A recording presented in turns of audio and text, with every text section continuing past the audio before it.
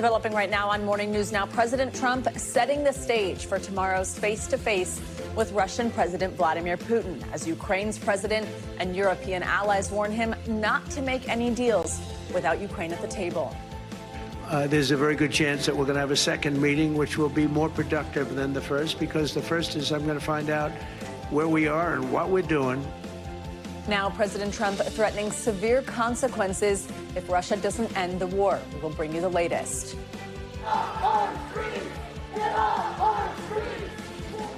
Also developing takeover turmoil in the nation's capital. Protesters confronting federal agents at a new checkpoint days after President Trump declared a public safety emergency. We will take you to Washington.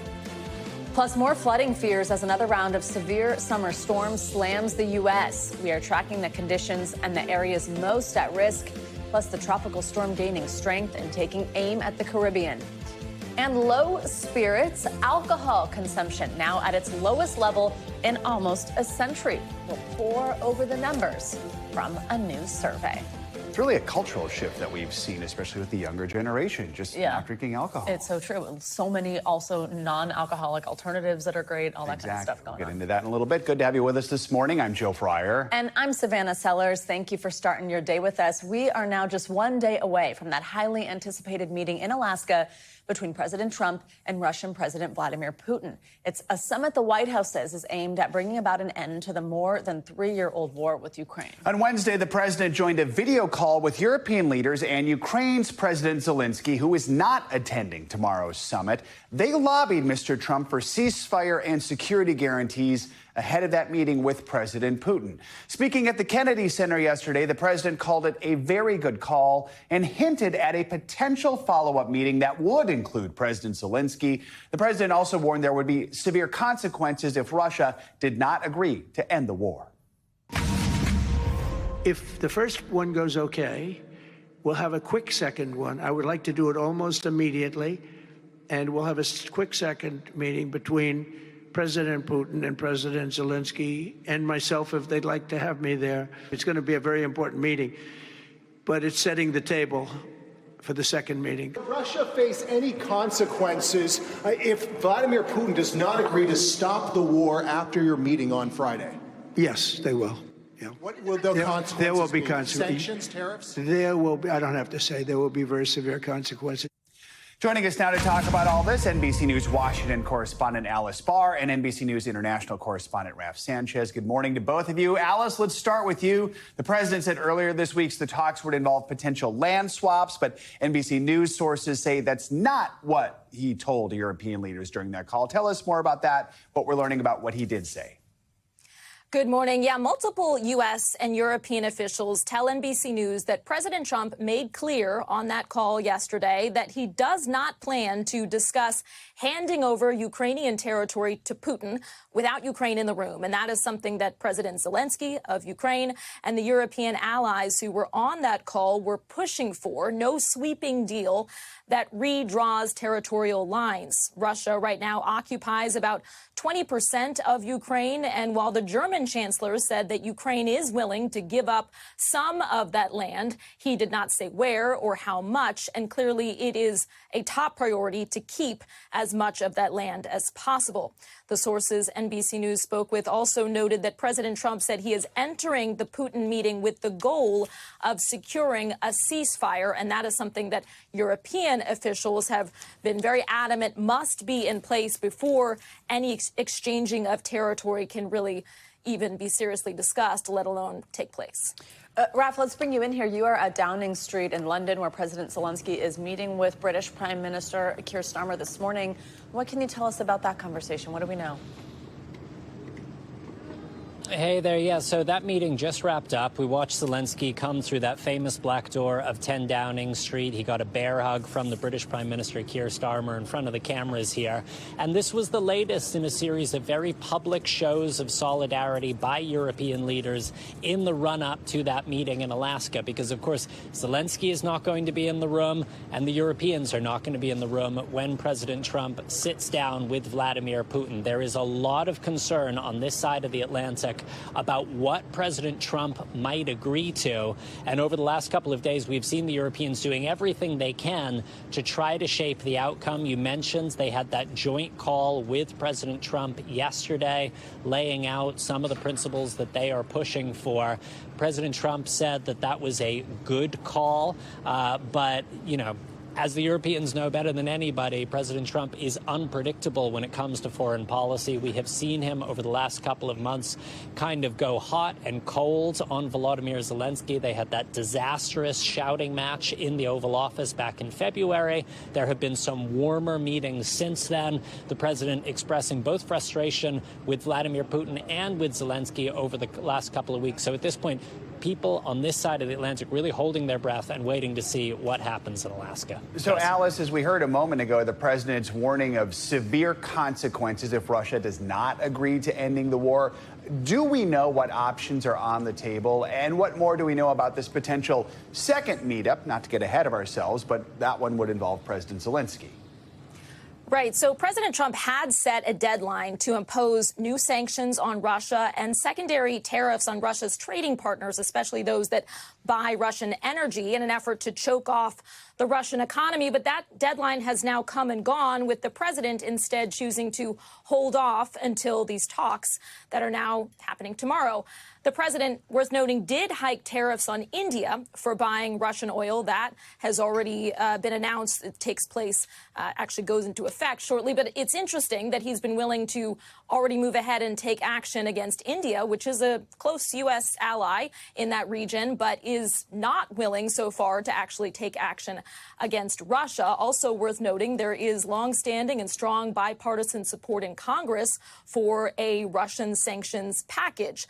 And as for the second summit, you heard President Trump say earlier in the newscast here that he thinks that a second summit should happen almost immediately, including Zelensky. But he also left himself some space, saying he's going to decide whether it should go ahead, depending on the tenor of the talks that we're going to see tomorrow. Rafael, so we understand European leaders, there's some specifics we got here, presented President Trump with these 5 core stances, sort of things that have to happen when it comes to Ukraine. What are they pushing for? And the big question is territory negotiable. Yeah, so Zelensky laid out these 5 principles. They include, first of all, no deal about Ukraine without Ukraine. They are saying that there needs to be a ceasefire in Ukraine first as a stepping stone towards broader talks on actually ending the war. Zelensky says Russia cannot be given a veto on whether or not Ukraine joins NATO, joins the European Union on the other side of this agreement. So those are some of the principles that they are aiming for. Zelensky also says that he expects the United States to push ahead with that sanctions package if Russia does not show that it is serious about getting to a deal here. We don't know whether Trump agreed to those specifics. He has been more explicit in the last 24 hours or so that he does not plan on making any agreement tomorrow in Alaska. As you said, it's that first meeting, and he says only final deal would come when Zelensky and Putin sit down themselves. Guys. All right, Rafa and Alice, thank you both. Appreciate it. Well, ahead of tomorrow's meeting, NBC News chief foreign correspondent Richard Engel is looking back at some of the key moments of this more than 3-year-old war and how we got to this point. At 5 a.m. on February 24th, 2022, Vladimir Putin ordered his army to invade Ukraine. He launched missiles and sent attack helicopters. It was the biggest invasion in Europe since World War II. President Putin hoped his overwhelming force would capture Ukraine in one fell swoop and make it part of Russia forever. Putin said Ukraine shouldn't exist, despite decades of independence from the Soviet Union. In Ukraine's capital, Kyiv, an exodus began. Women and children loaded onto trains to be refugees. Men staying to fight as volunteers. It's been like this all day. There's a lot of confusion about where these trains are departing from. Others fled on foot. The Ukrainians blew up this bridge in order to slow down the Russian advance, but it has also made it extremely difficult for people to evacuate these areas that are hotly contested. Ukraine's President Volodymyr Zelensky surprised many by staying despite what looked like impossible odds. He rejected an offer from Washington to escape with his life. Is there a way to prevent this war from escalating even further now? It's not about I want to talk with Putin. The world has to talk with Putin because there are no other ways to stop this war. Ukrainian forces rallied and halted the Russian advance at the gates of Kyiv. But the missile attacks against civilians never stopped. Attacking apartment complexes like this is a terror campaign to frighten Ukrainians into surrendering. But it's not working. And all the damage here and across this country is only convincing Ukrainians of the need to fight even harder or lose everything. The Ukrainians kept fighting and pushed back the Russian advance. But in driving out Russian forces, they revealed the horrors of what Russian troops did in areas of Ukraine they'd occupied. In places like Bucha, bodies were discovered with their hands bound. Survivors accused Russian forces of executions and rape. Outraged, inspired, and with growing support from President Biden and European leaders, the Ukrainians managed to liberate most of their country. They lost a lot of soldiers, a lot of tanks, a lot of equipment, just because they thought that Ukrainians will be happy to see them, but Ukrainians are happy to see them dead. But not all of it. Russia still occupies about 20% of Ukraine, in the south along the Black Sea and in the east in an area known as the Donbass. A roughly 600-mile front line separates the two sides. And while this war has never slowed down, it has evolved. When artillery ran low, both sides quickly turned to cheap and deadly drones, making this the world's first drone war. The death toll has been staggering. Although neither side reports military losses, an independent American study this summer estimated Russia has suffered around 1 million dead and injured. Ukrainian losses are estimated to be lower, but with this war being fought on their land, Ukraine is suffering in many ways. Some Ukrainians still sleep in the subways as Putin sends his drones and missiles to attack Ukrainian cities and civilians far from the front lines. Once again, it feels like a historic time here. Ukrainians recognize that they haven't been able to recapture all the land Russia occupied and that they may have to make territorial concessions. But they say if they do have to give away land, they should at least be in the room when those decisions are being made. All right, Richard, thank you. President Trump's crackdown on crime in the nation's capital is sparking protests in the streets. Get off our streets! Get off our streets! Get off our streets!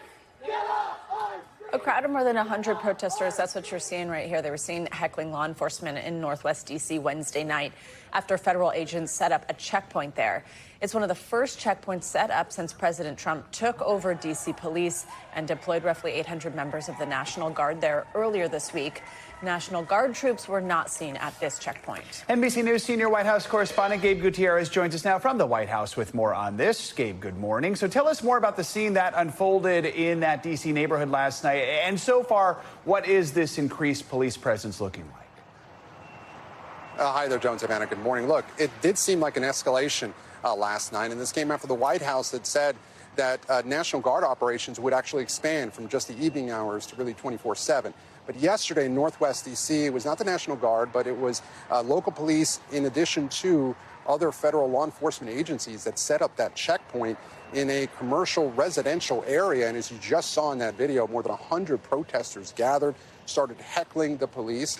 Witnesses say that it was a peaceful protest, but they do say that there was at least one arrest there. Now, look, the Trump administration has really wanted to make this about a visible presence. They want these law enforcement officers to act as a deterrent for any violent crime here in the nation's capital, Joan Savannah. Gabe, President Trump yesterday also, he mentioned that he wants to extend this police takeover past those 30 days. How would that work? Does that require congressional approval? Is there a way around that for him?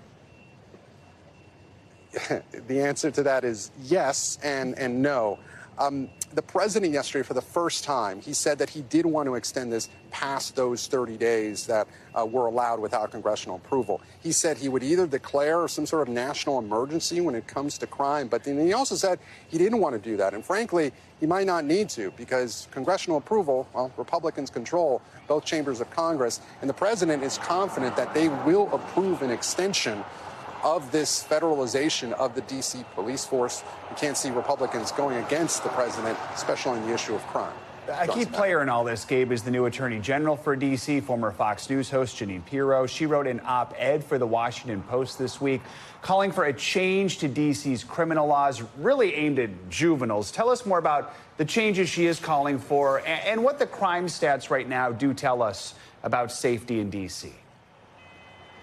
Well, look, the Trump administration has been making this push and arguing that it is too easy for juveniles who commit crimes not to face consequences. And so Jeanine Pirro, the U.S. attorney here, is trying to make that case, wanting to have more authority over prosecuting juveniles involved in violent crimes. Now, when it comes to the crime stats, they are heavily disputed here in D.C. Now, the local officials say that they are at violent crime is at a 30-year low, and there's actually been a 26% drop in violent crime since last year. However, the Trump administration argues that those numbers have been, in their words, rigged, and the local police union, and spoke to the head of that union, he claims that those numbers have been manipulated. Still, the union does say that it's not just about the crime numbers, that this is a larger issue, that the D.C. Police Department needs more staffing, and that might be a longer-term solution to the crime problem in the city. Gabe, before we let you go, we do want to switch gears. This was news yesterday as well from Washington. President Trump visited the Kennedy Center yesterday. He announced this year's list of Kennedy Center honorees. His administration has also taken steps to overhaul the center in recent months. He's talked about this quite a bit. Tell us about it. Yeah, not just the Kennedy Center, right? The Trump administration is ordering a review of Smithsonian Museum exhibits. But in this case, the president, yes, is exerting more control over that iconic D.C. institution, the Kennedy Center. He says I'll host the Kennedy Center Honors in December. Now, this all comes after he named himself chairman of the board of the Kennedy Center earlier this year. He did announce some of those honorees yesterday during his visit to the Kennedy Center. They include the legendary rock band Kiss, disco queen Gloria Gaynor, and also legendary action hero and movie star Sylvester Stallone. But the president clearly wanting to make himself a part of American pop culture, and he did it yesterday by visiting the Kennedy Center and plans to host that iconic event later on this year, Jones and Matt. All right, Gabe Gutierrez, thank you. Well, severe weather continues to hit parts of the country this morning. We are still seeing both those flooding rains and then that dangerous heat. But now there's also an emerging threat in the Atlantic. It's called Tropical Storm Erin, and it's gathering strength, and forecasters expect it will become a major hurricane by the time it passes over the Caribbean islands this weekend. Meanwhile, remember this? What's called a glacial outburst. We learned that term yesterday. It's causing trouble in Alaska. It caused the Mendenhall River to hit record high levels on Wednesday. Now, glacial outburst, that is when rapid glacier melt overwhelms a river, as we're seeing here. And at least 4 people are dead in southeastern Tennessee after 7 inches of rain fell in less than 3 hours, leading to dozens of swift water rescues. Like this one we're going to show you. It was caught on tape. Look at this. A woman is pulled from her SUV, someone smashing in her window just moments before it was washed away. NBC News national correspondent Aaron Gilchrist is in Chattanooga and has the very latest.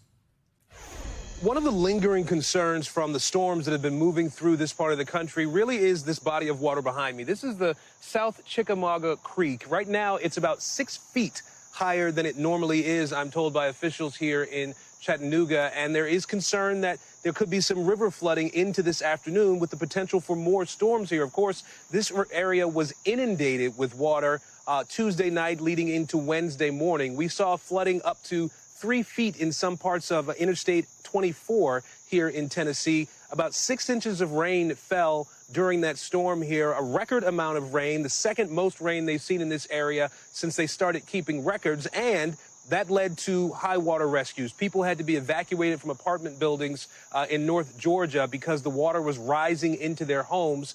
And officials here told us that while they knew there were storms in the forecast, the amount of water that they got here was something that just caught them by surprise.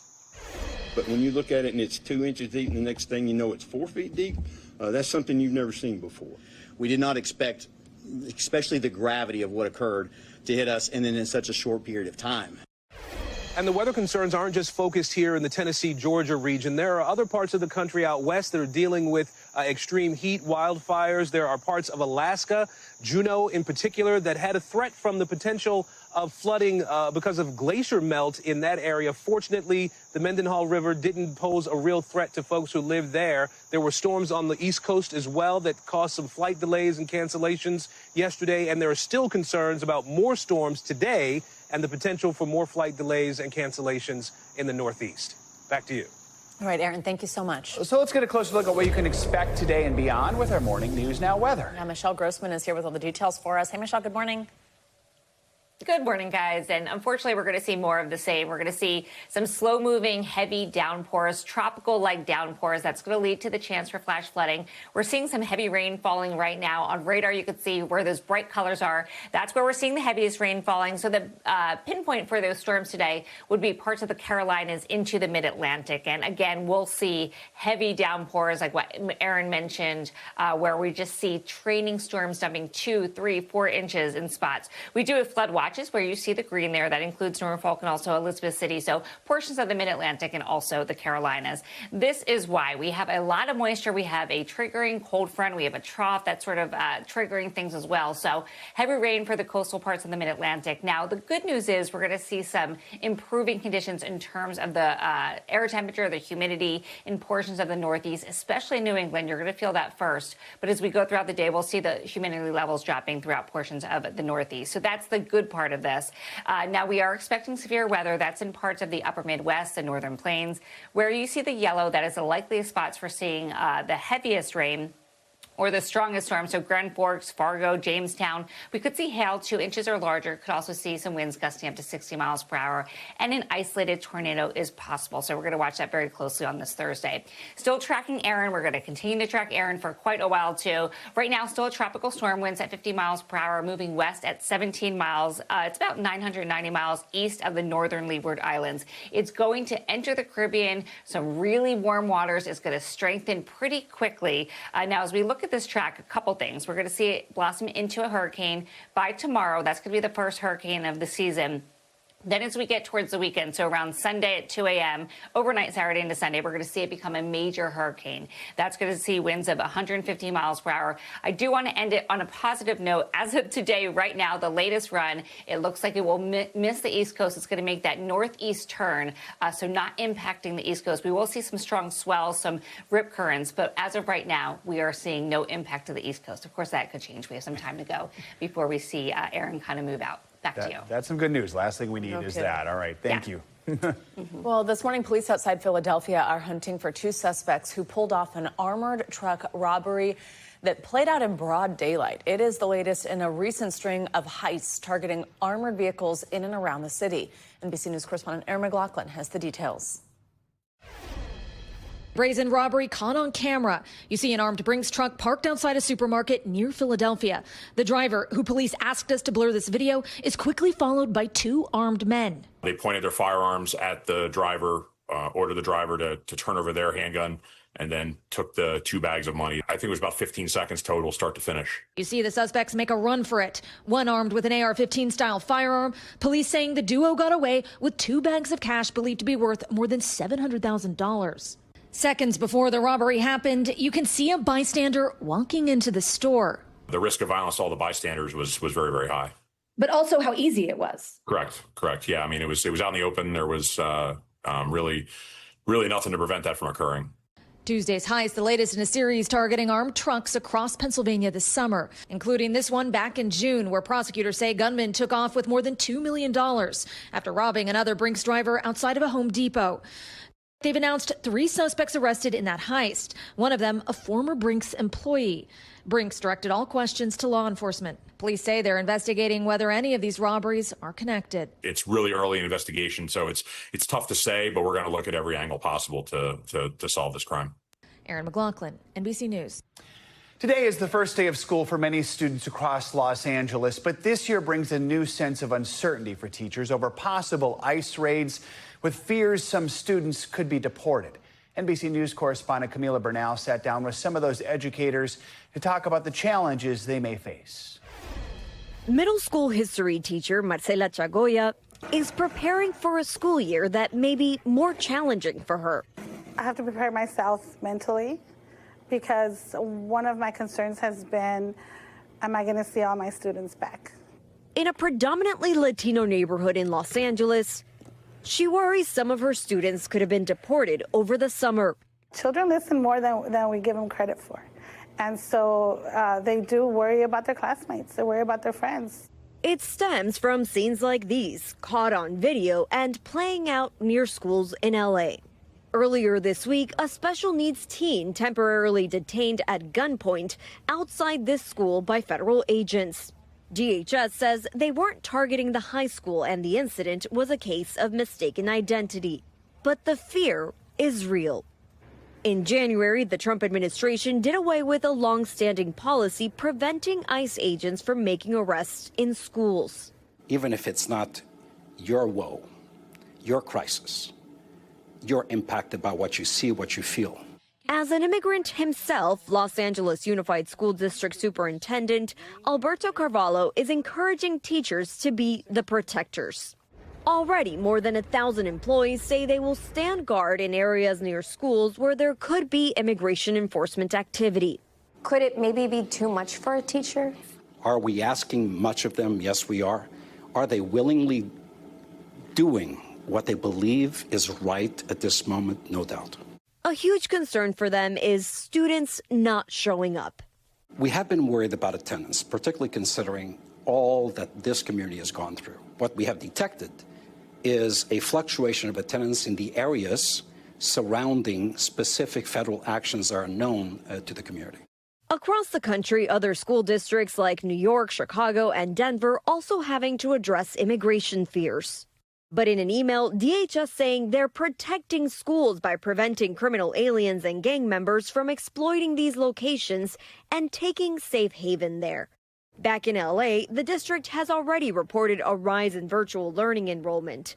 But teachers like Marcela stress the need for normalcy and consistency. We just want them back here with us, and hopefully it'll give them some sense of normalcy, because a lot of our students were not able to be out there having fun this summer. They stayed indoors because of fear of what may happen. And so we want to bring some back, a sense of normalcy back to them. Camila Bernal, NBC News. Much more to come here on Morning News Now. Later this hour, out of work. New numbers show a growing gap when it comes to unemployment for younger workers. Up first, though, after the break, a stranded pilot now speaking out about the legal dispute that has him grounded in Antarctica. His side of the story is next. Stay with us. We are back with a behind-the-scenes look at the hidden underground pipeline system at the southern border that fuels the drug trade. NBC News correspondent Morgan Chesky got a rare look inside these dark, narrow tunnels that police say cartels use to smuggle drugs into the United States. Steps from the U.S.-Mexico border, there's a hidden battle below. Coming down. We went underground with U.S. Customs and Border Protection for a closer look at how they say they're hitting cartels where it hurts. So we've made it about 20 feet down, but this is where this system really opens up, stretching back this way. We followed Agent Lance Lenore through a tunnel that CBP says was designed by smugglers, one of dozens intercepted by his team. When you get down in a tunnel like this one and you shine your light and it just keeps going, I mean, what are you thinking? There's nothing that really surprises us too much anymore. We found a bounce house blower modified to pull in fresh air and metal rails allegedly used for moving large quantities of drugs. For every one of these tunnels that you cut off to a cartel, how hard is that hitting them? Oh, significantly. That's a year's worth of hard labor down the drain. And the profit from pushing drugs through? I would imagine that's pretty crushing to the people who actually constructed this. But with the border crackdown above, business below may be changing, with human smugglers trying to take advantage. Video obtained exclusively by NBC News shows an adult and child crossing through a tunnel big enough to walk through. The message written in Chinese characters is clear. Get into the U.S. without getting caught. Another claims to show a different group of migrants running into the U.S. and these people sharing in Mandarin. The exact date they say they entered, June 22nd, 2025. Neither NBC News nor CBP were able to verify the authenticity of these videos. CBP doesn't deny human smuggling is taking place underground, but the agency says it's not uncommon for smugglers to falsely advertise safe passage for profit. Back above ground, agents take us to an area between the border wall known as No Man's Land, where the tunnel team made their latest discovery. 8-inch borehole in there, hit it dead center.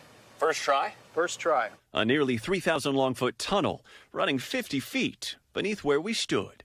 If the cartel had their way, this tunnel would have popped up. Yep. Where? Pick any warehouse in this area right here. An illicit empire worth billions, fueling a never-ending fight underground. Morgan Chesky, NBC News, Otay Mesa, California.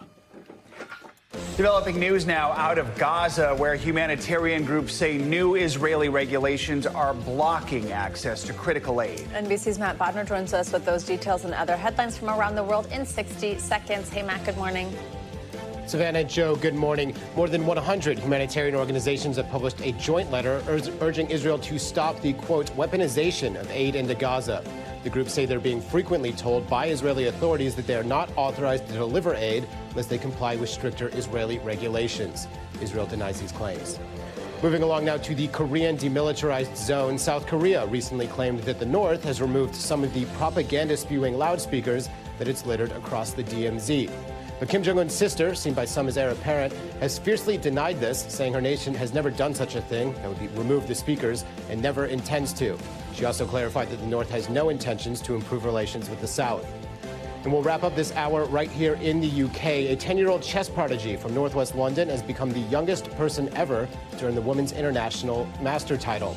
Her name is Bodana Sivandan, and she's also the youngest person to ever beat a Grand Master. Also the youngest person to ever represent England in any international sporting event. Back to you guys. That is absolutely awesome. Just trying to imagine, like, you're an adult playing a 10-year-old and you lose. And I don't you're know. like, Confession, I have no idea how to play chess. Do you play? Yeah, well, I haven't played in a while, but I did learn as a Matt, child, what about you? It's been a minute. Yeah. I would lose very quickly. We are not grandmasters, in other words. All right. Not at all. Thanks, Matt. What started as a daring fundraising flight around the world is now grounded in an international legal dispute. A 20-year-old American pilot has been stranded at a Chilean Air Force base in Antarctica for nearly 7 weeks. It's because he was accused of flying there without authorization. NBC News correspondent Liz Croyd spoke to him about the predicament. It started as a do-good mission. I'm attempting to become the first person ever to fly to all 7 continents solo. 20-year-old pilot and influencer Ethan Guo promoting his trip around the world while raising money for childhood cancer research. Along the way, I faced extreme weather, mechanical challenges, vast oceans, and isolation. But what he didn't predict, legal troubles and getting stranded for weeks in the remote Chilean Antarctic after local authorities say he provided false flight plan data and flew to the continent in his single-engine Cessna illegally. I've maintained from the very beginning that I'm innocent. In an interview with NBC News from the military base where he's been for more than a month, Guo said he had planned to fly here in southern Argentina and then to Antarctica, but diverted to this airport because of mechanical issues and weather, and that he got permission to land. What do you say to people who are looking at the map and it looks like you sort of bypassed Argentina and went straight to Antarctica? The options available in South America were not great options, because it's pitch black and I don't have instruments. That means I cannot land at these airports safely because they're in the middle of these mountains. This week, a judge dropped charges against Guo in exchange for him donating $30,000 to childhood cancer research and leaving as soon as weather conditions allow. It's quite frankly insane, as in they say I'm free. They say the plane is free, but they won't let me leave. They won't let me fly it out. And so, for now, he remains. Liz Kreutz, NBC News. All right, coming up, a controversial diet trend stirring up beef on social media. The mental clarity, the energy, that kind of stuff. I mean, obviously I want that for myself, and why wouldn't I want that for my kids too? What doctors have to say about the so-called carnivore diet. Plus, going dry. A new poll shows fewer Americans are drinking alcohol these days. More on the trend that signals a big shift in beliefs. This is Morning News Now.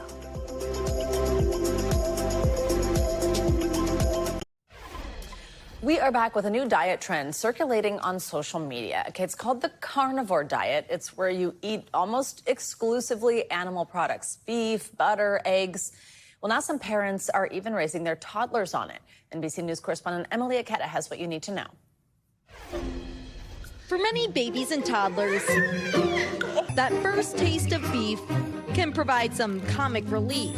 But for others, it's a new way of life, as more parents bring the so-called carnivore diet to their kids, snacking on bone broth popsicles, teething on deer jerky, chowing down on a beef bar. You cut it in long, thick slices. Nutrition influencers Nisha Salisbury and husband Dr. Ken Berry feed their children 90% animal-sourced products with some fruit after finding their own success on the diet. The mental clarity, the energy, that kind of stuff. I mean, obviously I want that for myself, and why wouldn't I want that for my kids too? But some pediatricians are raising serious concerns about what's not in meat-heavy lifestyles. Unprocessed meat and eggs are actually great sources of nutrients that young children need, including iron, zinc, and B12. But it's not the only nutrients that kids need. The two things that I'm really concerned about are vitamin C and fiber. The American Academy of Pediatrics emphasizes variety, and within a few months of starting solid foods, letting your baby have everything from milk to cereal, vegetables, fruits, eggs, fish, and meat. Are you concerned that such restrictions may decrease their palate or interest in other kinds of foods throughout their life? I hope so. I hope it decreases their consumption of things that aren't truly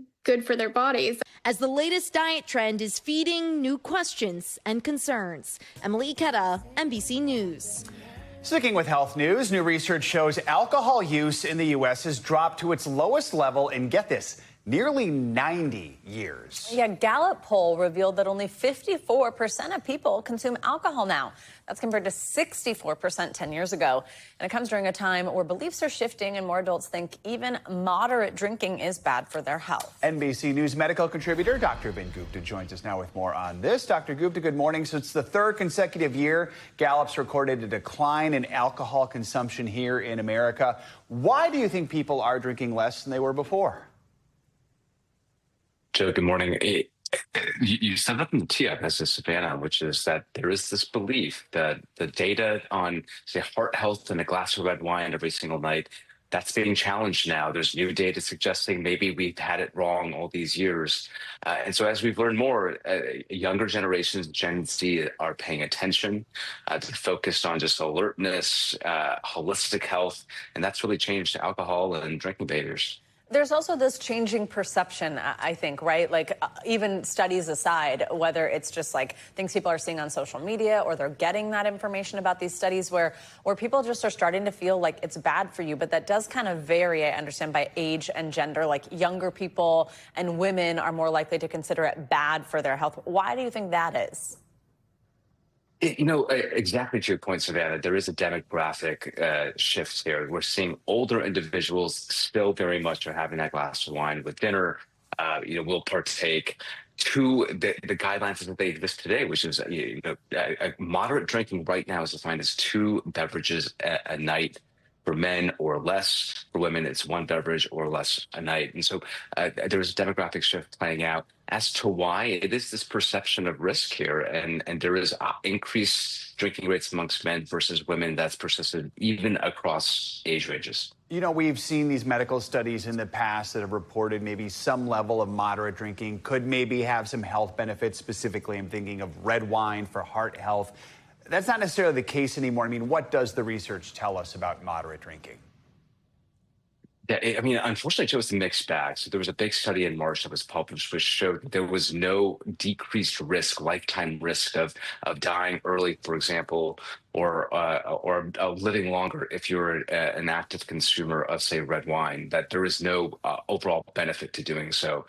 But then that's been conflicted by 30 years of research suggesting, and even a study in June suggesting that perhaps there is some heart health benefit, because we think that red wine or various versions of wine might reduce stress in your brain, which may then ultimately be a source of heart health. And so it is conflicting. There is not one source of truth right now, unfortunately, which is why I think a lot of people are confused. But you're seeing younger generations say, on balance, I don't like what I'm seeing, I'm going to drink less. Doctor, this might be kind of a weird question for you to answer, but I just feel like as a doctor, you probably have some sort of feeling about how honest people are with their doctor about how much they drink. You know, when you're asked that question, like in a physical or anything like that, like how many drinks a week? I'll be honest, I knock a couple off. Right. Like, does Moderate, yeah. Exactly. Sure. I'm like, well, which week are you wanting to know the information about? But like, how does that impact the conversation and kind of these rates that we see dropping so dramatically? I think you're right, Savannah. I think there's underreporting in that doctor-patient relationship. Just like that blood pressure is a lot higher in front of a white coat. Here I am in a white coat. Willingness to actually say, are you sure it's less than 2 or is it more than 2 sometimes? Yes, of course. And we've seen that not just with reporting how much you're drinking, but perhaps, other activities. Are you exercising as much as you should be? Are you eating the way you should be? There is, unfortunately, there's that gap there. And, sometimes people just don't want to let their doctor down. Yeah. Certainly a talker. We're going to be there to call people out and be like, it was more than 2 drinks. Yeah, no, I like when they're like, well, what about daily? I'm like, definitely not, because that one I could be honest about. Yeah, But exactly. it's 2, 3. All right, Dr. Gupta, good to see you. Thanks so much. Coming up, a growing gap in the job market. Yeah, more young men with bachelor's degrees are finding themselves unemployed compared to those without college diplomas. We're going to take a look at the numbers next. Morning News Now. We'll be right back.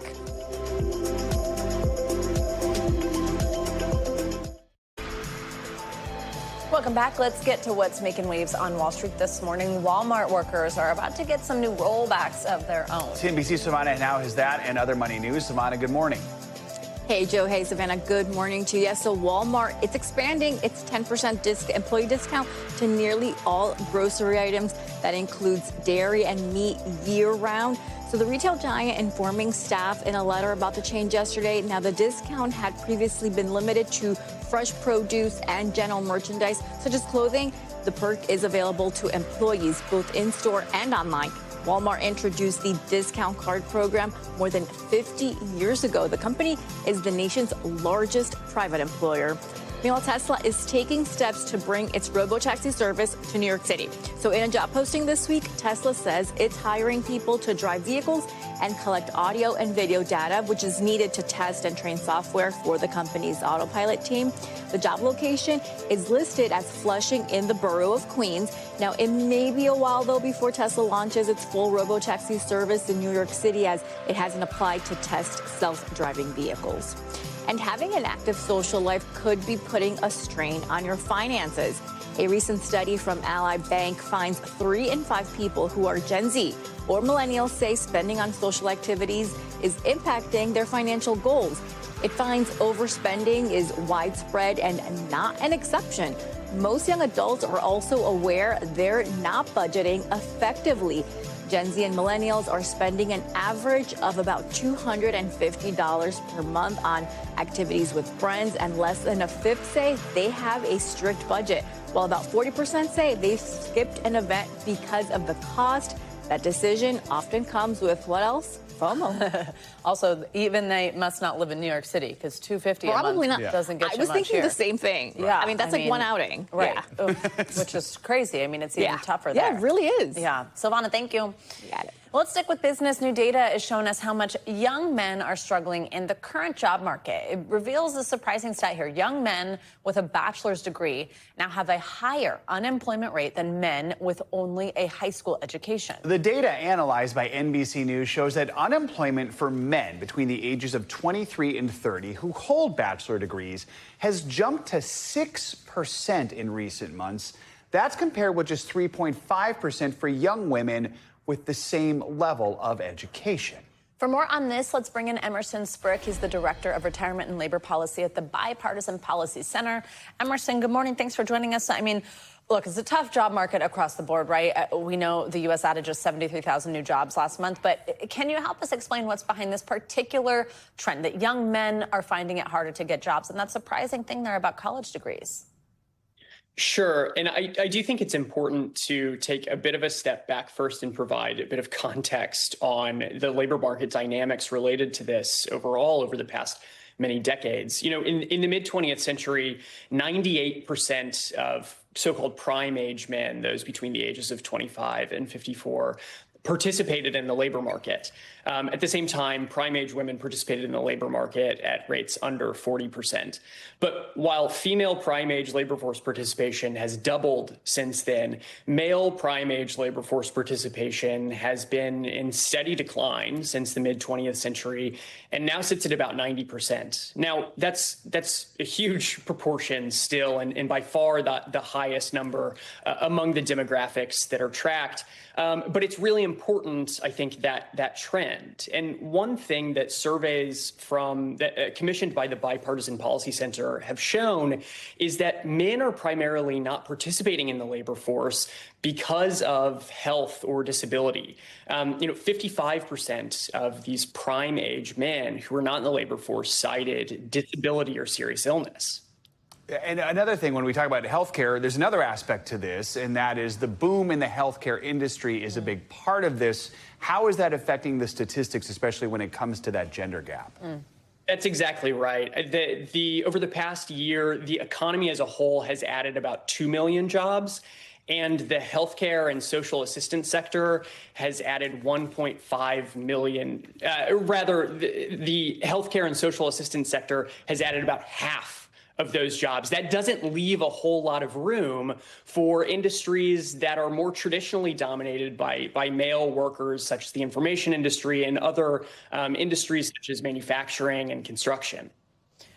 You're kind of touching on this here, but like the types of jobs they traditionally choose play into this, but also the sorts of college majors they choose. And I'm wondering, tell us a little bit about that, but if there's any kind of takeaway or advice you've got for people knowing that. That's right. I mean, it's really hard the reason that some industries are dominated by men and some are historically dominated by women is choices that go back to college or even before. Mm-hmm. I will say I am not qualified to provide advice to job seekers. I'm much more comfortable talking to policymakers. But what I can say to policymakers is that this is a real problem and one that we should address for the future by making targeted investments into our education and our workforce development infrastructure so that, folks don't find themselves in these positions where they've invested in their own education, their own future, but are unable to find the kinds of jobs and opportunities that they want and need. All right, Emerson Sprick, thank you very much. Thanks so much. Coming up, my favorite story, obviously. She's in her podcast era. Taylor Swift getting candid with boyfriend Travis Kelce and his brother Jason as a special guest on their podcast. When we come back, what she had to say about her relationship with Travis while sitting right next to him, her new love of sports, and of course, that new album she's holding right there. So Swifties, get ready for it. You're watching Morning News Now.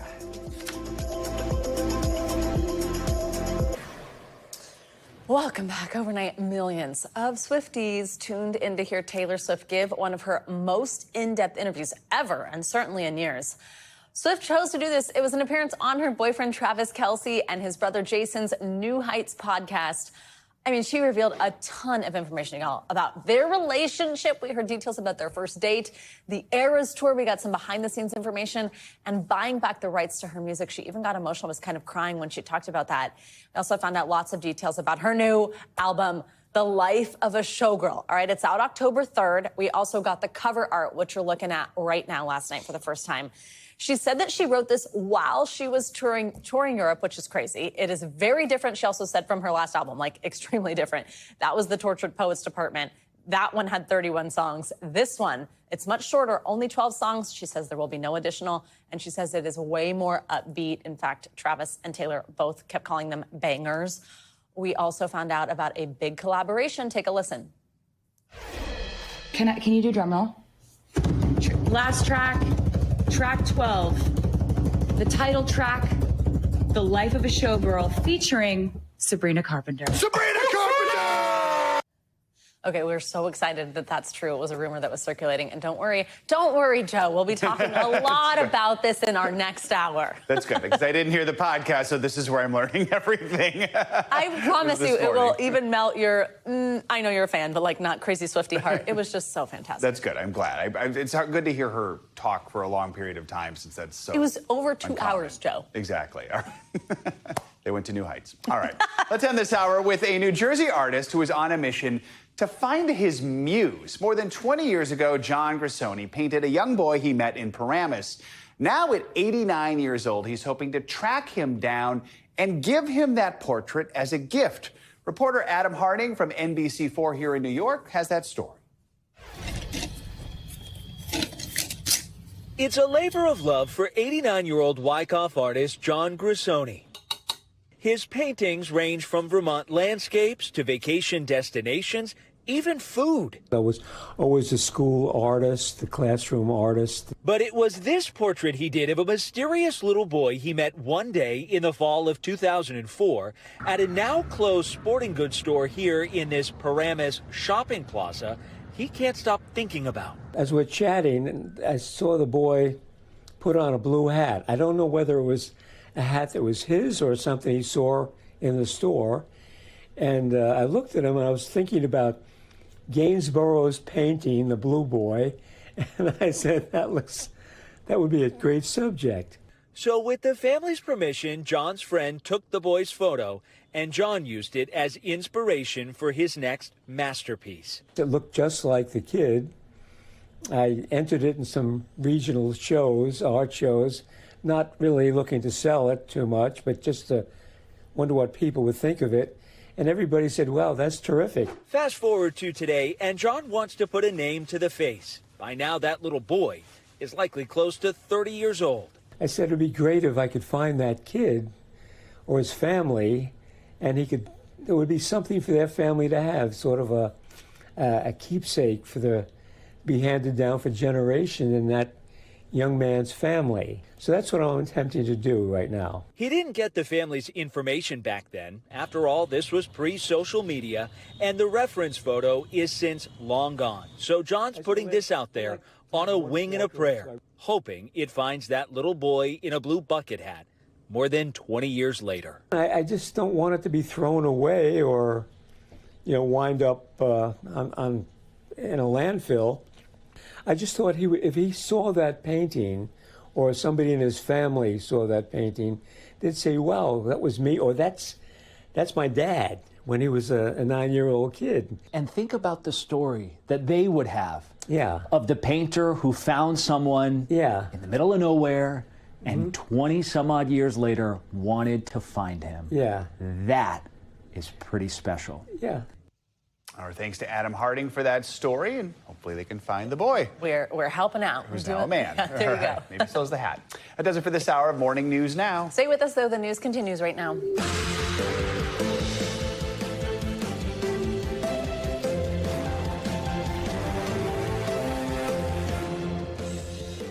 Good morning. Thank you for being with us on this Thursday morning. I'm Savannah Sellers. I'm Joe Fryer. Right now on Morning News Now, ultimatum. President Trump issuing a dire warning to Vladimir Putin with just one day to go before their pivotal Alaska summit. The commander-in-chief threatening very severe consequences if the Russian leader does not bring an end to the years of violence in Ukraine. Back home, protesters in our nation's capital igniting overnight. Now President Trump's floating plans to lengthen the National Guard's stay there beyond that 30 days. We're going to take you to Washington. Mother Nature's seemingly endless stretch of severe weather plowing east. Heat exhausted Americans from the northeast to down south pummeled with downpours and streaks of lightning. Comes as folks in hard-hit Tennessee face yet another threat of storms today. Communities there already reeling from those deadly flash floods earlier in the week. And in Alaska, potential catastrophe averted. The state's capital, Juneau, fending off rushing waters from a melting glacier. We are covering it all. Plus, a dangerous beachside phenomenon that could quickly turn a family's summer fun into tragedy. What officials up and down New York and New Jersey's coast want eager swimmers to know about deadly rip currents, how you can stay safe while soaking up some sun. can't end the hour without decoding Taylor Swift's tell-all podcast appearance. The pop icon getting ready for a new era, pulling back the curtain on the life of a showgirl. This is me. This exhausted. Both exhausted and just dead. Did it go late? Like, was it like a late thing, or was it? Yeah, like so they dropped it at 7. Oh, that's not too late. Yeah, okay. but I was like running around doing hits, you know, so I was like, I didn't actually finish it until like 10:45. Okay. And they broke the internet, you know, it like the whole thing crashed. The internet actually broke. So then they didn't have to bring, yeah, I mean, obviously it's Taylor, it's just.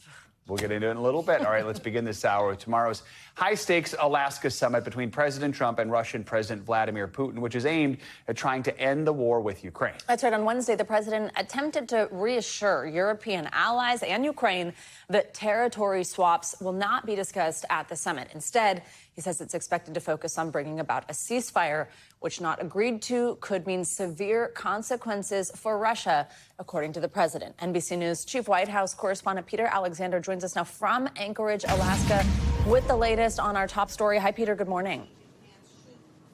Savannah, Joe, good morning to both of you. The White House overnight reiterated President Trump's longstanding desire to end the war, really to stop the killing. Press Secretary Caroline Leavitt telling NBC News that tomorrow's meeting will serve as an important moment in this process. And President Putin, for his part earlier this morning, says that the U.S. is making a sincere effort to find solutions. It all comes as we're learning new details about tomorrow's historic visit. Here in America's last frontier, the stage is set for the first face-to-face between President Trump and Russian President Vladimir Putin in 6 years. This morning, the Kremlin says that the two will share the stage together, holding a joint press conference after the summit. The White House has not yet confirmed any joint news conference. The meeting is designed as a step toward ending Russia's war against Ukraine, even as the Russian bombardment has intensified in recent days. Ahead of tomorrow's summit, NBC News has learned President Trump, in a call with European leaders, including Ukraine's President Volodymyr Zelensky, said he's going into the meeting with the goal of securing a ceasefire. That's according to multiple U.S. and European officials. The president later delivering this stern warning if Putin does not agree to end the assault on Ukraine. There will be very severe consequences. President Trump did not specify what those consequences might be. The sources say the president also made clear he does not intend to discuss the possible carving up of Ukrainian territory with Putin. Welcome news to European leaders who would urge President Trump not to make any peace deal that changes Ukraine's borders without Ukraine in the room. Ukraine fears tomorrow's summit could be to Putin's advantage. President Zelensky said he told President Trump that Putin is bluffing, as the president sought to reassure world leaders about the meeting. This morning's Kremlin announcement of a joint press conference potentially raising concerns again after their last shared news conference in 2018, when President Trump was asked about U.S. intelligence conclusions that Putin interfered in U.S. elections. President Putin, he just said it's not Russia. I will say this, I don't see any reason why it would be. These days, the president appears a bit more skeptical of Putin's promises when asked whether he can convince Putin to stop targeting Ukrainian civilians. I've had a lot of good conversations with him. Then I go home and I see that a rocket hit a nursing home or a rocket hit an apartment building and people are laying dead in the street. So I guess the answer to that is no. So looking ahead to tomorrow, President Trump says he will know quickly, perhaps within the first 2 minutes, he says, whether President Vladimir Putin is serious about any peace deal. And significantly, of course, President Zelensky of Ukraine is not going to be here, not going to be a part of tomorrow's meeting, Putin's first trip to the U.S. in a decade. But President Trump is already floating a possible follow-up meeting that could include Ukraine's leader, saying, Joe and Savannah, that if tomorrow's meeting goes okay, he would like to do another with Zelensky there almost immediately. Back to you both. Peter Alexander, thank you very much. Federal patrols ramped up in Washington, D.C. overnight as part of President Trump's directive to crack down on crime there, and some residents are making it clear they're not happy. Get off our streets! Get off our streets! Get off our streets! Get off our streets! Get off More than 100 protesters took to the streets of Northwest D.C. last night after federal agents set up a police checkpoint there. It is one of the first checkpoints set up since the president put D.C. under federal control. The president isn't just taking over the district's police force, but also some of the key cultural institutions there, including the Kennedy Center. NBC News senior White House correspondent Gabe Gutierrez has all the latest. Joe and Savannah, good morning. It is an extraordinary flexing of federal muscle. Overnight, law enforcement officers set up a checkpoint in Northwest D.C. and more than 100 protesters gathered and started heckling them. Separately, National Guardsmen can now be seen outside of federal monuments here in D.C. And meanwhile, President Trump is exerting more control over another institution in the nation's capital, the Kennedy Center. Overnight, confrontations in Washington, D.C. Are you proud of what you're doing? As protesters pushed back against President Trump's move to expand the National Guard and federal officer presence in the nation's capital. Last night, law enforcement from several agencies setting up one of the first checkpoints to come after the announcement, stationed in a popular downtown area. A crowd gathering in response. Go home! Go home! It comes as President Trump now says he plans to federalize the district's police department beyond the 30 days allowed without congressional approval. We're going to be asking for extensions on that, long-term extensions, because you can't have 30 days. I don't want to call national emergency. If I have to, I will. But I think the Republicans in Congress will approve this pretty much unanimously. Democrats calling the plan to extend the takeover overreach. No way. We'll fight them tooth and nail. Also in Washington, the National Guard. Roughly 800 have been activated this week to support law enforcement here. Among D.C. residents and visitors, reaction to the takeover is mixed. A lot of people who live here for a long time know that it's not the picture he's painting. It's a safe place. My concern is that the people that are causing harm to other people here in Washington are not being punished. President Trump trying to reshape not just policing in the nation's capital, but also its beloved cultural institutions. Trump declaring he'll host the iconic Kennedy Center Honors this December and announcing this year's honorees after naming himself chairman of the board. I turned down plenty. They include rock legends Kiss, disco queen Gloria Gaynor, and blockbuster action hero Sylvester Stallone. The only one that's a bigger name of the Hollywood Walk of Fame, they say, is a guy named Donald Trump. And some local officials here in Washington are using the Trump administration's takeover of the police department to renew their push for D.C. statehood, an idea the president is calling, quote, ridiculous. Joan, Savannah. All right, Gabe, thank you. Well, in Texas, it was a terrifying first day of school for dozens of kids yesterday after their school bus rolled over. 10 people were injured in the crash, leaving some children with serious injuries.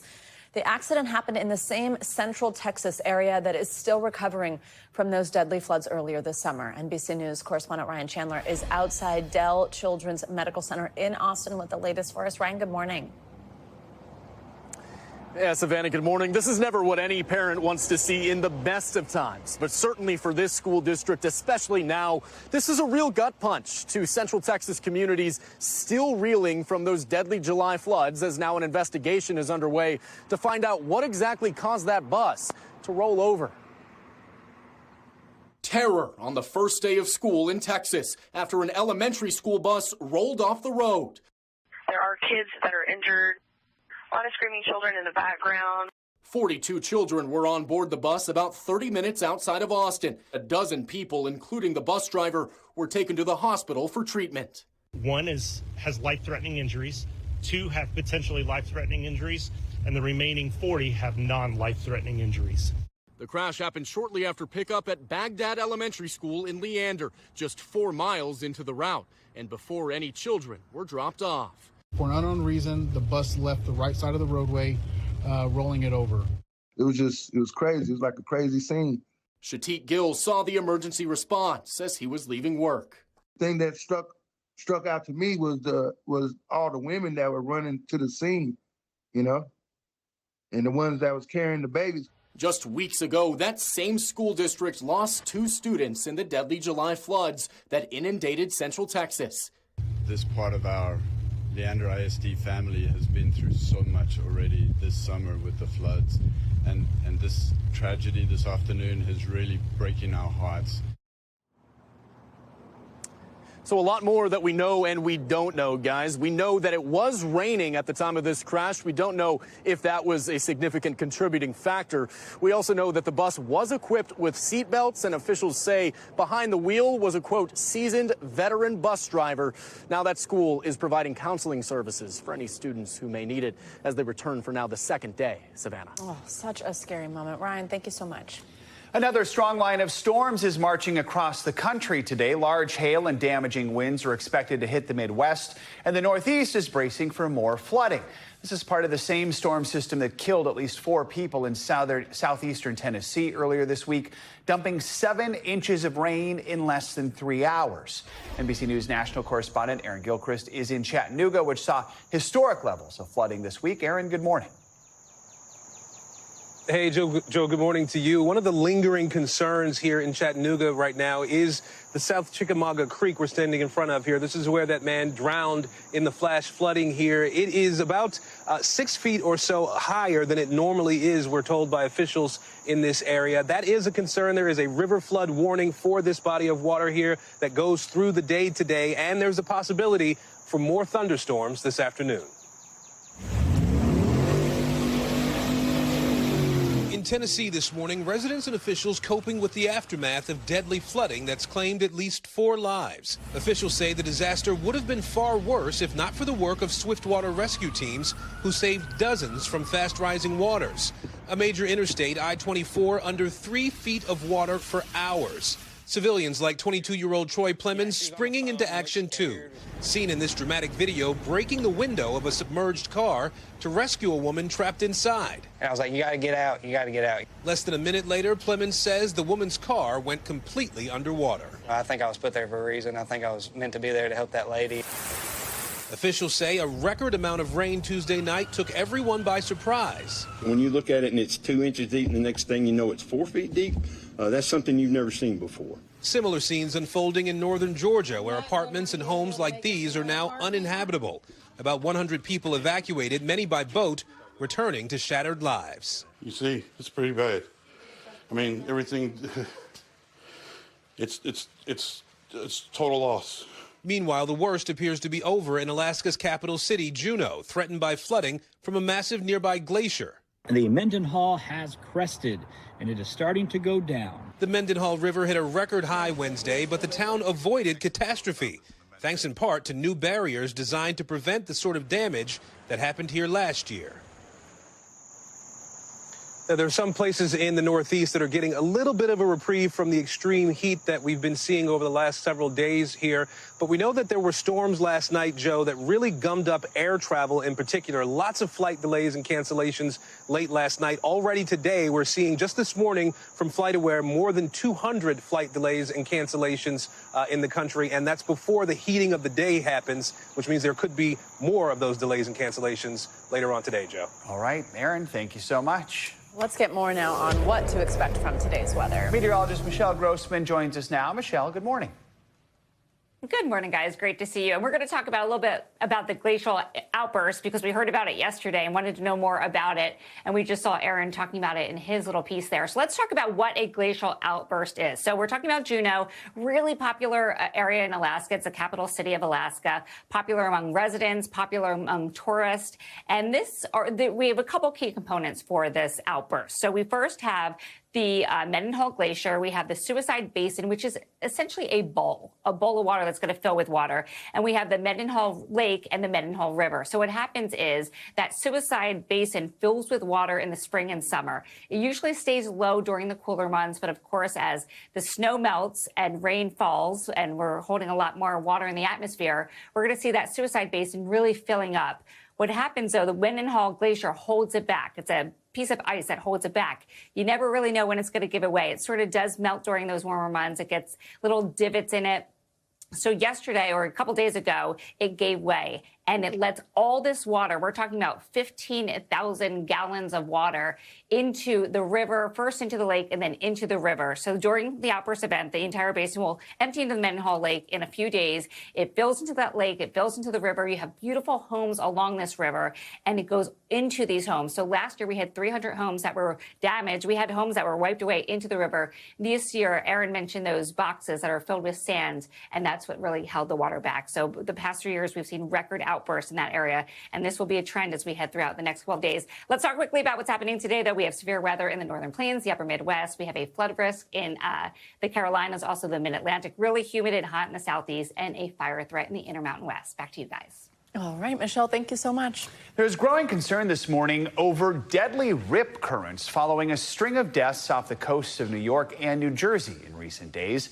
NBC News correspondent Stephanie Goss joins us now from Seaside Heights, New Jersey, where police say the quick response from the city's ocean rescue team prevented an even greater tragedy. Steph, good morning.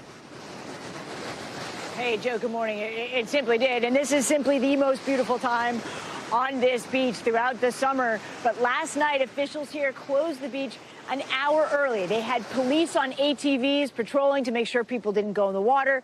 And they had their ocean rescue team, which is made up of volunteers, on standby. They are worried about those rip currents, and they have real fears about the days ahead. They're keeping an eye on a tropical system called Erin, and what they are worried about is that it could be off the coast and beautiful here on the beach, but the rip currents could be deadly.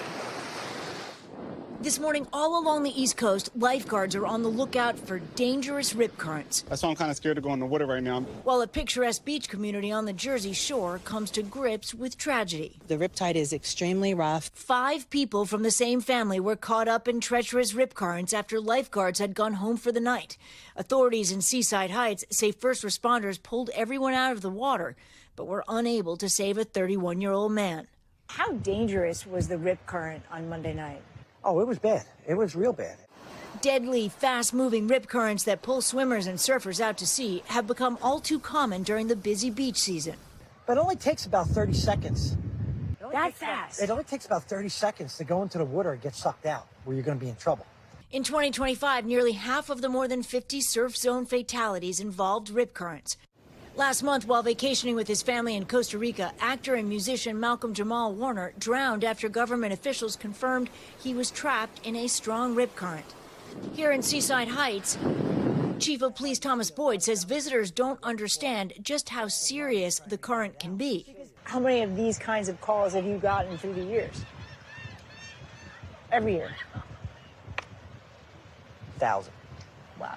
See where you can see the lightness in the water? Yes. Okay, then Yes. go over and look over here to the left. You see where it gets darker? Yep. That tells you something. The National Weather Service categorizes rip currents into 3 main risk levels: high, moderate, and low, with life-threatening rip currents always possible even during low-risk situations, including in the vicinity of jetties, reefs, and piers. A good reminder to stay safe and alert, no matter how calm the water might seem. Be cognizant, be aware of your surroundings. If the red flags are out, go up to your ankles. Swim where the lifeguards are at. Yeah, chances are people have heard some of these tips before, like swim where there are lifeguards. Also, make sure that when you go swimming in rough conditions, that you're swimming with other people. And then, we've heard this before, but it bears repeating, if you feel yourself getting tugged out in one of these rip currents, don't fight it, let it take you. Try to swim parallel to the beach. The police chief told me that in some cases the rip current actually wraps around and will deliver you back to the beach. But also have more information before you go to the beach. There are ways to figure out what the conditions are. NOAA puts out reports. There are other weather reports that can tell you whether it's going to be dangerous at the beach you're going to. Joe? Something to think about now and plan ahead. All right, Steph, thank you so much. We have got much more to come on this hour of Morning News Now, including why some Minnesota Vikings fans are launching a boycott of the team before the regular season's first down is even played. First, after the break, we're going to take you overseas to the Middle East with fresh international condemnation of Israel's Benjamin Netanyahu over new comments he made on a, quote, greater Israel going beyond its borders. The latest next.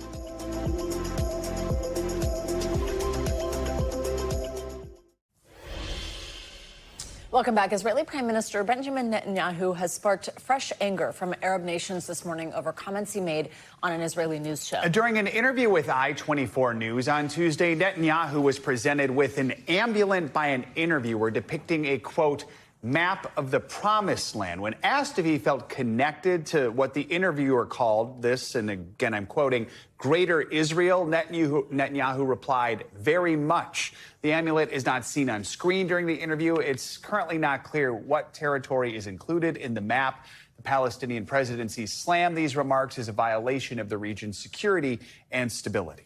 NBC News International correspondent Matt Bradley joins us from Tel Aviv with the latest. Matt, good morning. So first, just explain what Joe just mentioned, this idea of a, quote, Greater Israel. What does that mean, and how are people responding to those comments, if we have you, Matt?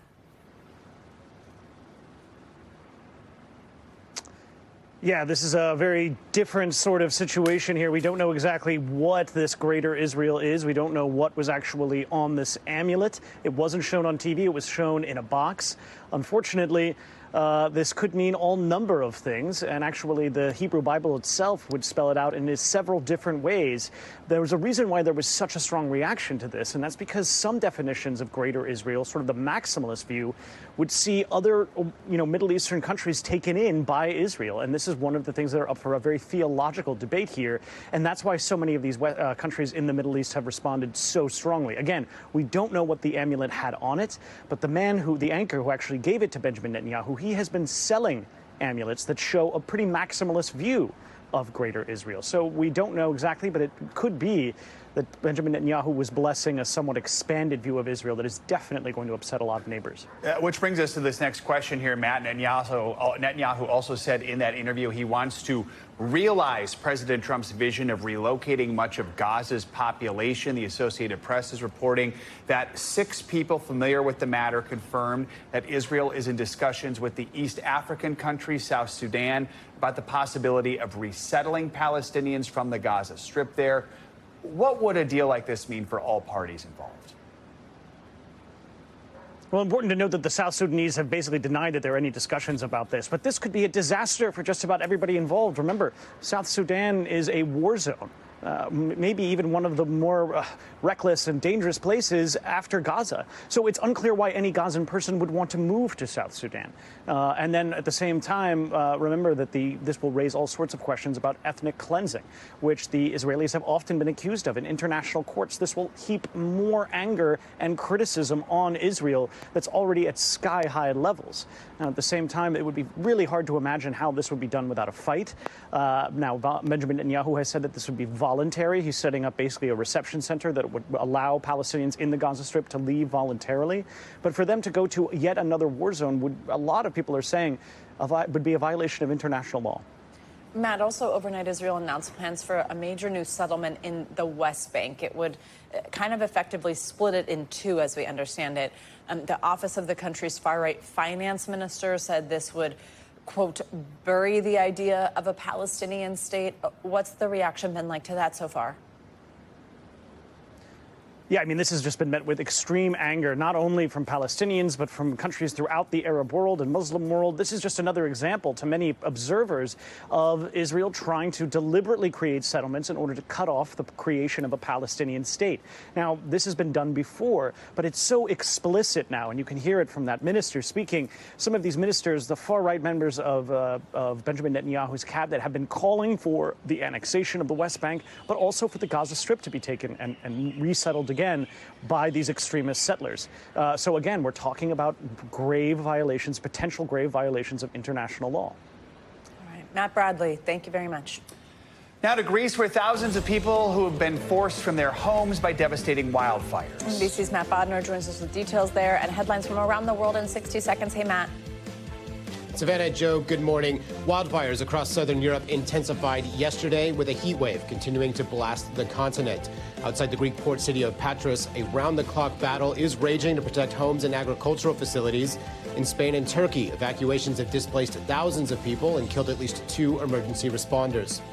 Moving along now to Serbia, protesters across the country are clashing with police for a second day now as demonstrators rally both for and against populist President Alexander Vučić.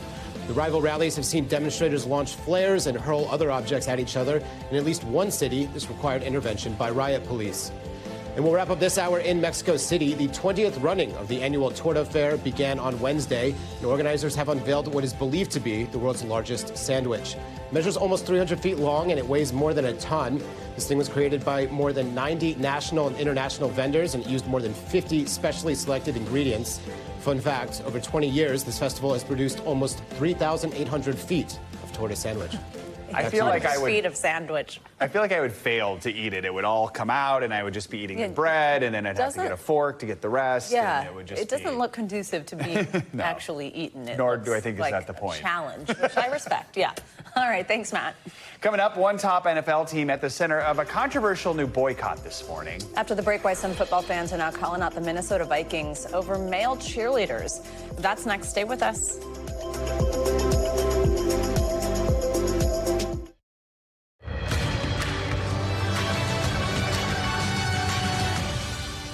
We are back now with a closer look at what's making news in the world of politics this morning, starting with an update on those Texas Democrats who fled the state over redistricting. Yeah, they're still not back in Texas. NBC News Capitol Hill correspondent Julie Sirkin joins us with more. Julie, good morning.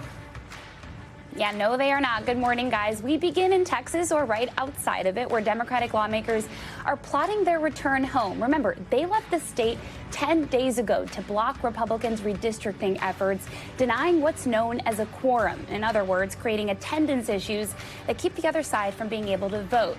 GOP legislators in Texas are promising to just keep hitting replay, vowing to call special session after special session to pass their plan that could net Republicans 5 additional congressional seats there. Now, those Democrats have to figure out an exit strategy. The first legislative session ends tomorrow on Friday, and a new one will begin immediately. Now to Washington, where Treasury Secretary Scott Bessent made some interesting comments to Bloomberg yesterday, calling for a ban, get this, on congressional stock trading. He took aim at former House Speaker Nancy Pelosi and a top Senate Democrat, Ron Wyden, but Bessent's comments come with renewed momentum to ban elected officials from owning or trading individual stocks on Capitol Hill. That's because a bipartisan bill is making its way through Congress that would prohibit lawmakers, their immediate families, and the president and vice president from stock trading while in office. Trump said he would support a ban, but remember, he went after GOP Senator Josh Hawley for his support of the bill just last month. And across the pond, that's where J.D. Vance didn't get the warmest of welcomes. The vice president traveling with his family along the British countryside, greeted by protesters with signs and memes. Even a cake, look at that, featuring Vance with a bald head, could be seen parading through the streets. Vance is there for summer break, but he visited U.S. military in the region and praised the U.K. as one of this nation's strongest allies. Still, Vance was greeted by those protesters with signs like this: "Bullies not welcome here." Definitely not a welcome party in the picturesque Cotswolds. And that is a look at what is making news in politics this morning. Guys? All right, Julie, thank you so much. All right, this is a wild one we've got for you. A former mail carrier stole envelopes with credit cards and checks and used them to fund designer shopping sprees and lavish vacations, which she flaunted online. NBC News national correspondent Yasmin Basugian has more on how investigators say it all unfolded. On social media, former U.S. postal carrier Marianne McDermott boasted about lavish trips to Hawaii, designer shopping sprees, and the piles of cash she pulled in. But federal prosecutors in Southern California say she funded that luxurious lifestyle by stealing checks and credit cards out of the mail that she was meant to deliver. McDermott, arrested in July after a complaint to the Postal Service hotline led them to a Home Depot, where prosecutors say surveillance footage appeared to catch the postal worker using a stolen card to buy this rug. Authorities executing a search warrant at her apartment late last year, finding stacks of cash, 113 credit and debit cards, 20 checks addressed to others, and a loaded ghost gun. Her seized luxury goods appraised at $21,000. According to a criminal complaint, McDermott told prosecutors how the scam worked, saying she would steal the debit or credit cards directly from the mail. At times, buying the real cardholders' social security numbers to activate the cards. Also, sometimes obtaining fake phone numbers through an app to conceal herself when making the activation call, telling investigators, quote, "I tried to change the way I moved." Well, not only did the search warrant yield incriminating evidence, the defendant apparently offered a confession to her crimes. This is essentially an airtight case for the government. No surprise that this defendant came in very quickly to plead guilty. McDermott would then head to places like the Apple Store and use the stolen cards to make purchases. Prosecutors say she also worked with co-conspirators to cash checks in other people's names, using fake IDs or to sell the cards she didn't use herself, making about $500 each time. She even talked about targeting EDD cards, investigators saying those are prepaid debit cards used in California to distribute payments for those on unemployment, disability, and paid family leave. McDermott is behind bars after pleading guilty to bank fraud and agreeing to hand over more than $8,000 in cash, a Rolex watch, and designer items from fashion houses like Hermes and Balenciaga. All right, our thanks to Yasmin Vasugian for that report. Well, McDermott is due back in court for sentencing this October and could face up to 30 years in prison. We are less than a month from the kickoff of the 2025 NFL season, and the Minnesota Vikings are at the center of a culture wars debate. The Vikings are facing some pushback on social media, mostly from far-right activists, after announcing they would be the latest team to include men on their cheer squad. NBC News correspondent Adrian Broaddus has more. The Minnesota Vikings getting ready to tackle their rivals as the NFL season approaches. But the team, now playing defense after announcing 2 new members of its cheerleading squad, are men. Blaze and Louie earning spots after a rigorous audition process. I went to a lot of Vikings games with my family, mainly my dad. I was definitely watching cheerleaders thinking, like, I wish I could do that, being that role model for other little kids who don't know that this is an option. But the inclusion of the 2 men on the 35-person cheer roster has some calling to boycott the team, with replies to the Vikings Instagram post reading, "I'm not a Viking fan no more," and "I just lost all my respect for the Vikings." Across social media, far-right accounts latching on to the backlash, and even a former player blatantly hateful. Antonio Brown, currently wanted by police for attempted murder, which he denies, calling Blaze a homophobic slur. Plenty of others defending the cheerleaders, writing, "They were incredible and deserve their spot as a part of the squad." The Vikings telling NBC News, so far, no fans have canceled their season tickets, and writing, quote, "Male cheerleaders have been part of previous Vikings teams and have long been associated with collegiate and professional cheerleading. We support all of our cheerleaders and are proud of the role they play as ambassadors of the organization." Efforts to reach the 2 male cheerleaders for comment were unsuccessful. Of course, cheerleading men is nothing new. There have been countless parodies like this classic Will Ferrell SNL skit. Fix it up, break it down now. Or the iconic teen drama Bring It On. These are not spirit fingers. These are spirit fingers. But even former presidents George W. Bush, Ronald Reagan, and Dwight Eisenhower were cheerleaders, and many consider men a vital part of the squad. The Vikings point out a third of NFL teams have male cheerleaders. The league embracing other identities, too. The Carolina Panthers, since 2022, have featured the first and only openly transgender cheerleader in the NFL. It's also not the first time the sidelines have stolen center stage. Pay and fair treatment of NFL cheerleading squads, a long-running controversy. 1, 2, 3, and The 4, Dallas 5. Cowboys cheerleaders recently scoring a 400% pay increase after they became an internet sensation following the Netflix docuseries America's Sweethearts. Some teams rebranding, the Washington Commanders going with a fully co-ed dance squad, while others, like the New York Jets, losing its flight crew altogether since 2022. But now the Vikings backing up its cheer team and shaking up the routine. Adrian Broaddus, NBC News. Buckle those seatbelts. Research shows that in the sky, severe turbulence is not only happening more often, it's getting more intense because of climate change. And experts say that comes with a cost that could be passed on to passengers. CNBC senior climate correspondent Diana Olick explains why.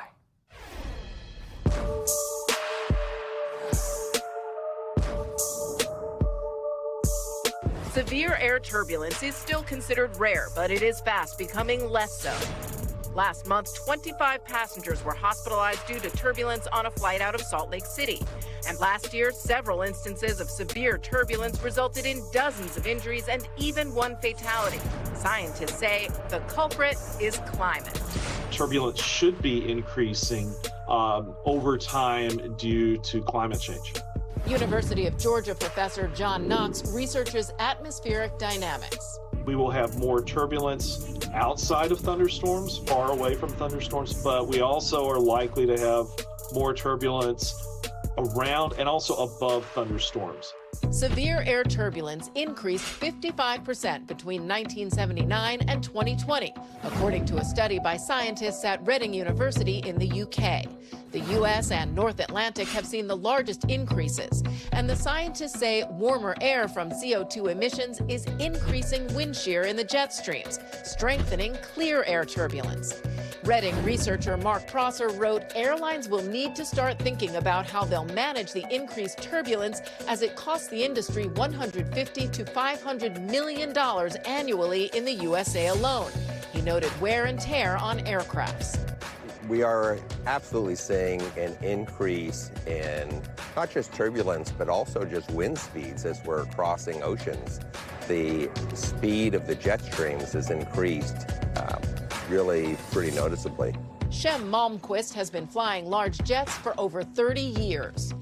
With warming oceans, the way that thunderstorms portray themselves and the way we identify them using weather radar is actually changing. And because of that, they are harder to identify and makes it easier for pilots to end up flying inadvertently into a convective storm. That increases the type of turbulence we encounter.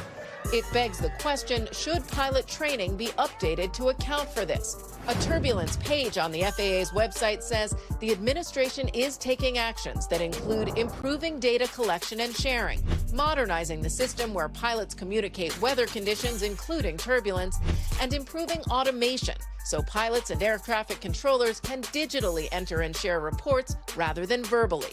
But Malmquist said he still thinks pilots need more training. The models that we used historically for weather avoidance are just becoming invalid over time. And we need to do a better job of educating the pilots so they can understand what they're encountering. Thanks to Diana Olick for that report and the variety of music in that report. A little more context here. She tells us the planes themselves can withstand turbulence. It's the damage done inside the cabin that's costly. Think damage to luggage bins, carts, seats, and video screens. And when you take an aircraft out of service for those repairs, well, that affects schedules and capacity. Experts say those costs are likely going to be passed down to the consumer. Not the music call out, Joe. I have to read. A lot of music. It's just in business headlines. Apple is reportedly working on bringing AI into your home. The NBC's Savannah Henao has that and some other money news. Here's our music. Savannah, good morning. Hey guys, good morning to you. All right, let's start with Apple, which plans to offer a number of AI devices for the home, including robots, security cameras, and a smart speaker with a display. Now, Bloomberg reports the speaker is set to arrive next year and is part of a push by Apple into entry-level smart home products. So a tabletop robot designed to serve as a virtual companion, that's scheduled for 2027.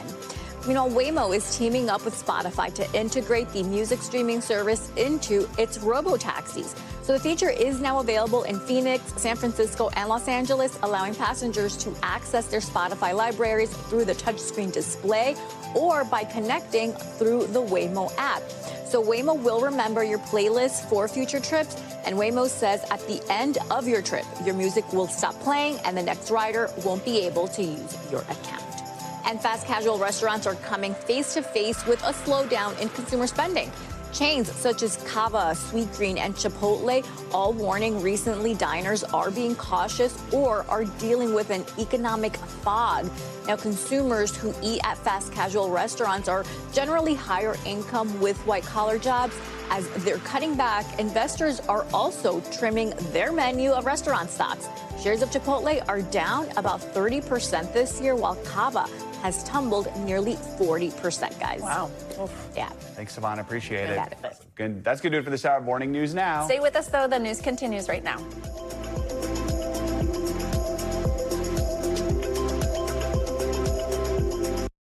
We thank you for watching, and remember, stay updated on breaking news and top stories on the NBC News app or watch live on our YouTube channel.